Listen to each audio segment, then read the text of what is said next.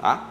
Bom, vamos à próxima propriedade, que é a propriedade da identidade. Então vamos ler aqui, ó. Para todo x, né, x operando com esse número é, de tal forma que pertença ao conjunto, é igual a x. E, isso aqui significa e, tá? Este número que pertence a S, operando com x, dá o x. Onde isso ocorre, Ricardo? A gente já falou isso em aulas anteriores. Na adição com o zero. O zero pertence aos naturais, adição em n. Né? O zero pertence aos naturais, 1 mais 0 dá 1. Ou seja, 1 operando com o 0 vai dar o próprio 1. Ou o 0 operando com 1 vai dar o próprio 1. Né? 0 mais 1, 1. Ocorre também onde? Na multiplicação em n. Tá? Multiplicação em n. Será que isso ocorre nos inteiros? O que você acha? Inteiro vezes inteiro dá sempre inteiro? Pensando rapidamente, sim. Pode ser que não. Aí você tem que demonstrar. É por isso que vem lá as provas futuras de demonstrações, tá bom? Mas aqui, ok, tudo bem. É sim, 2 vezes 1 dá 2, 1 vezes 2 dá 2. E o número 1 na multiplicação é o elemento neutro, né? A gente chama isso de, este número especial, elemento neutro. Na adição é o 0, na multiplicação é o 0. Será que isso ocorre na subtração? Olha só, 1 menos 0 dá 1. Beleza. Será que o 0 menos 1 dá 1? Não.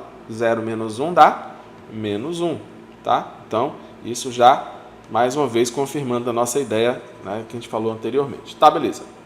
Então, a multiplicação em n também tem lá o seu elemento neutro, né, a identidade, que é 2 vezes 1 igual a 2, 1 vezes 2 é o próprio 2, tá bom? Interessante, guarde isso daí, porque vai acontecer. Por exemplo, nas matrizes você vai encontrar isso aí de novo, né, que é a matriz de identidade. Mas aqui, olha, o que é o elemento neutro, né, a função identidade, aí a propriedade da identidade, ele é a única. O 0, não existe outro elemento neutro na adição. Não existe outro elemento neutro na multiplicação para os naturais. Vai dar sempre ou 0 ou 1, né? Seja para adição, seja para multiplicação. Então, é única. Bom, comutatividade.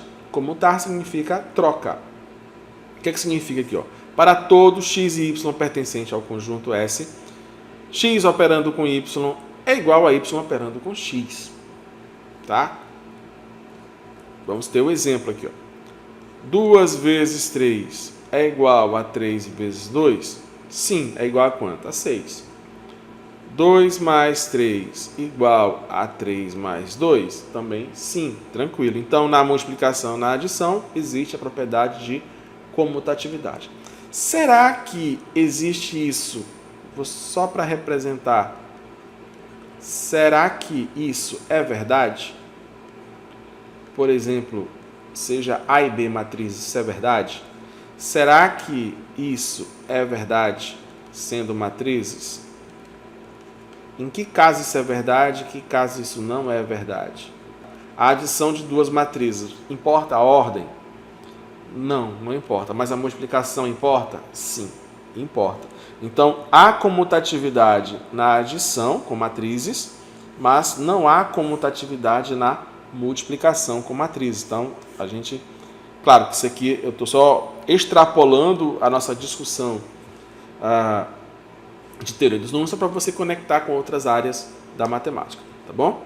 Bom, a associatividade para todo x, para todo y, para todo z pertencente, né, lá ao conjunto, nosso conjunto S. Então, x operando com y operando com z é igual a x operando com y operando com z, tá?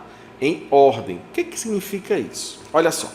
2 está operando com 3 e 4. Será que isso é igual a 2 operando com 3 e depois com 4? O parênteses ele é como se fosse a vírgula do português. Vamos fazer essa analogia. A vírgula, ela dá uma ordem. Não é bem muito bem, só para você ter uma ideia, né? E aí, será que eu mudando isso vai alterar alguma coisa, o sentido? Bom, alguns casos isso ocorre, outros casos não. Analogia é ruim porque usando vírgula geralmente muda, né? Então não é bem legal isso daí eu estar falando, mas é só para você ter uma ideia, para chamar a atenção que a asserção matemática, né, a afirmação matemática, ela tem sinais, ela tem sintática, ela tem semântica, né, significado, tem organização, né, na construção dessa frase, podemos dizer assim, tá? Então, ó, 2, primeiro eu faço 3 mais 4 dá 7, mais 2 dá 9. 2 mais 3, 5, mais 4 dá 9. Ok, então é tranquilo aqui a associatividade. Vamos fazer a análise aqui, se caso nós estivéssemos diante dessa operação aqui. Repare que já não é mais a estrutura da associatividade, tá bom? Mas seria outra operação, né? Seria x operando com y com a outra operação com z, tá bom? O cifrão aqui para dizer que é outra operação. Será que isso é igual a x operando com y, operando com z, tá? Nesse caso aqui, o mais é a operação e o cifrão é a subtração, tá bom? Só para a gente ter uma ideia, de fato aqui, olha, se eu fizer 2 mais 3, né? 2 mais 3 vai dar 5 menos 4 dá 1, certo? E 3 menos 4 dá menos 1, então aqui vai dar 1. Então aqui não tem problema se eu tiver uma adição e uma subtração. Eu posso realizar tranquilamente primeiro a adição, depois a subtração. Mas repare, se eu fizer isso aqui com 3 vezes 8 dividido por 2. Então repare, ó, primeiro vai ser 3 vezes 8, tá? O parênteses aqui está me dizendo que primeiro eu vou fazer essa operação. 3 vezes 8, 24. Dividido por 2 dá 12. E agora eu faço, né, a mudança aqui, ó. 8 dividido por 2. Então, ó, 8 dividido por 2 dá quanto? 4. Então fica 3 vezes 4. Vai dar quanto? 12. Opa, deu tranquilo, Ricardo, sem problema nenhum. Ok, pode ser que alguns casos isso seja legal, outros casos não seja legal esse tipo de situação. 3 vezes 8 mais 2, tá bom? Então, ó, 3 vezes 8, 24, mais 2, 26. 8 mais 2 primeiro, 10. Aí 3 vezes 10, 30. Aí mudou totalmente de situação, tá? Então, repara. Com multiplicação e divisão, tranquilo, tem associatividade. Com a adição e subtração, tranquilo, tem associatividade. Multiplicação e adição, opa, eu vou ter que indicar quem eu quero quem é primeiro. Então tem aquela regrinha lá das expressões numéricas. Primeiro, multiplicação, divisão, depois, soma. Isso é uma regra que a gente coloca, tá bom? Para dizer isso. Ou a gente coloca parênteses, ou a gente coloca chaves, ou coloca colchete, e assim vai, tá? É por isso que a gente tem que estar prestando atenção na semântica e na sintática dessas frases matemáticas, tá legal? Só para terminar, aqui, ó, você já deve ter percebido, né? 3 vezes 8, 24, vezes 2, 42. 8 vezes 2, 16, vezes 3, né? 3 vezes 16, vai dar 42 também. Já era bem claro isso.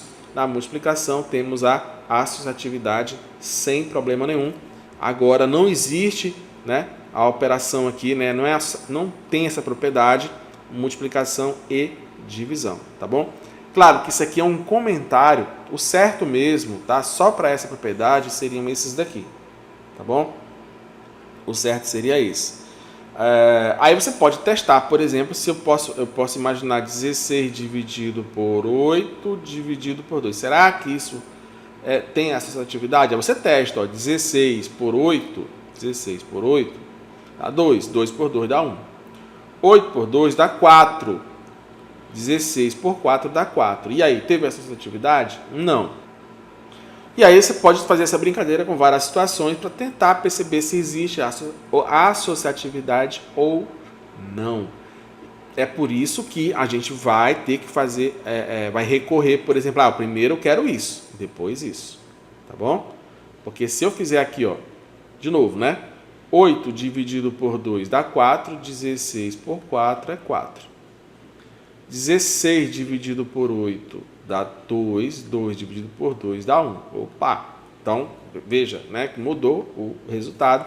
E tem até essas brincadeirinhas aí de rede social em que isso ocorre, tá bom? Para a gente ter essas pegadinhas, basicamente não tem associatividade. Bom, distributividade. Aí nós temos duas operações, né? A operação aqui estrela e a operação chave. Jogo da velha, como é que a pessoa fala?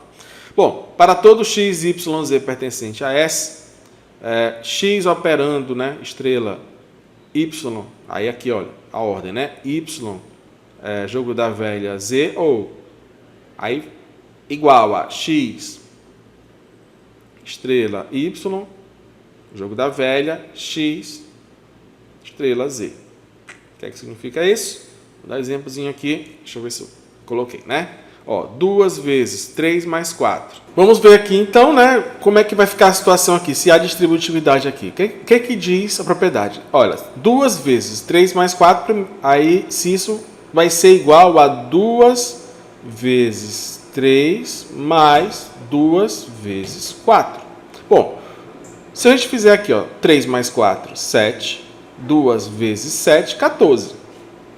Ok, então esse aqui dá 14. 2 vezes 3, 6. 2 vezes 4, 8. 6 mais 8, 14. Então, é distributiva, né? A multiplicação é distributiva na adição. Agora, 2 mais 3 vezes 4. Então, aqui, ó, 2 mais 3 vezes 2 mais 4. Será que isso vai dar igual ao que deu... Aqui, ó, 3 vezes 4, 12. 2 mais 2, 2 mais 12, 14. 2 mais 3, 6. 2 mais 3, 5. 2 mais 4, 6. 5 vezes 6, 30. Será que é igual? Não, né? É diferente. Então, a adição não é distributiva na multiplicação, mas a multiplicação é distributiva na adição. A multiplicação é distributiva na adição, tá? Então, nós temos isso daí. Algumas pessoas gostam de falar, que isso aqui é chuveirinho, não sei o quê. Eu realmente não gosto muito dessas expressões mnemônicas, né, para a pessoa decorar, para a pessoa aprender, porque isso acaba empobrecendo até a linguagem matemática, em nome de um decoreba, em nome de uma facilidade, tá? Evite, pelo menos, usar isso muitas vezes. Bom, o elemento inverso. O elemento inverso diz o seguinte, que para todo x, né, pertencente ao conjunto, x operando com o inverso dele vai dar o elemento neutro, tá? Então, o que acontece aqui? Como é que eu vou encontrar esse valor? Vamos ver aqui na multiplicação dos naturais, ó. Aliás, na multiplicação não vai ter nos naturais. A gente só vai ter aqui nos racionais, né? Que é o seguinte: 2 vezes 0,5 ou meio, isso vai dar quanto? 1, que é o elemento neutro na multiplicação. Então, na multiplicação, eu tenho a multiplicação no conjunto dos racionais, tá? Multiplicação, eu tenho no conjunto dos racionais. A adição, né? Como é que a gente vai ter isso na adição? Bom, na adição, eu vou ter o elemento inverso assim, ó. 3 mais, para dar 0, né, tem que dar menos 3. Eu tenho que subtrair 3. Só que aí é o elemento inverso. E na verdade, a gente acaba definindo mais a questão da subtração a partir da adição, que é você adicionar com um elemento inverso. Então, na adição, onde? No conjunto dos inteiros, tá? Não existe um número natural menos 3. Existe apenas um número inteiro menos 3. Então, a gente só pode a partir daí. Isso é uma coisa interessante porque é isso que a gente usa, por exemplo, na solução das equações. Eu já falei isso outras vezes, mas aqui, nesse contexto aqui, ó. Se eu tiver aqui, por exemplo, 3y mais 5 igual a 8, né?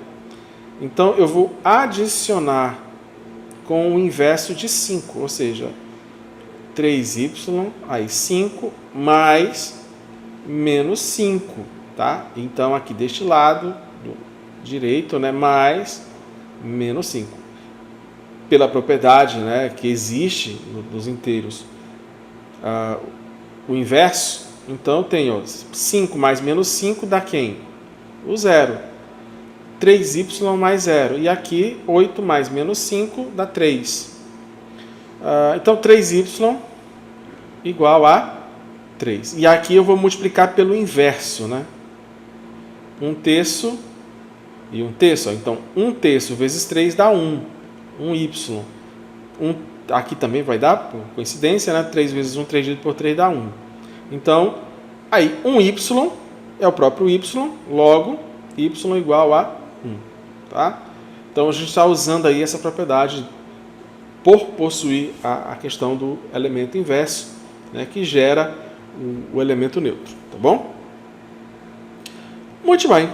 Divisão por zero. Um último comentário aqui, a divisão por zero. Né? A gente sempre ouvia falar que não existe resultado para divisão com zero. Mas a gente vai analisar com um pouco mais de calma aqui, que é o seguinte. O que é a multiplicação ou a divisão neste caso aqui? A divisão, A dividido por B igual a C, significa que A é igual a B vezes C. Por exemplo, 8 dividido por 2 dá 4, significa o quê? Que 8 é 2 vezes 4, certo? Ou pode ser o pontinho também aqui, ó. 2 vezes 4. Muito bem. Então, vamos ver aqui a situação. A dividido por 0 é igual a B. Isso significa o quê? Que A é igual a B vezes 0. Para que dê A, existem duas possibilidades. Uma, o A é 0. O A sendo 0, nós temos solução. O A sendo diferente de 0, aí a gente não tem solução nenhuma, porque multiplicar um número por 0 dá 0. Então aqui não há solução de fato, não há solução. Quer dizer, não é possível encontrar nenhum valor de A, ou de B, melhor dizendo, né? De modo que isso ocorra. Qualquer número que eu pense aqui sempre vai dar 0, então não vai haver solução. Mas aqui acontece um fenômeno interessante, que é o seguinte: se o A for igual a 0, é 0 dividido por 0, dá C. Então, 0 igual a C vezes 0. Ora, se o C for igual a 0, é solução. Se o C for igual a 1, é solução, né? Porque 1 vezes 0 é 0. Se o C for qualquer número que eu pense, também vai ter solução. Então, aqui eu tenho múltiplas ou infinitas, né, soluções. Infinitas soluções. O que acontece aqui é que não há unicidade na resposta, que é um daqueles critérios lá da operação binária, né? Não há unicidade. E por não haver unicidade, aqui existem, né, infinitas soluções para esse caso aqui. Uma pequena análise interessante aí dessa questão, remetendo também aqui à teoria dos números com um pouco mais de profundidade. A gente vai aos poucos, né, formalizando mais ainda. Espero que você tenha gostado dessa aula. Te vejo na próxima.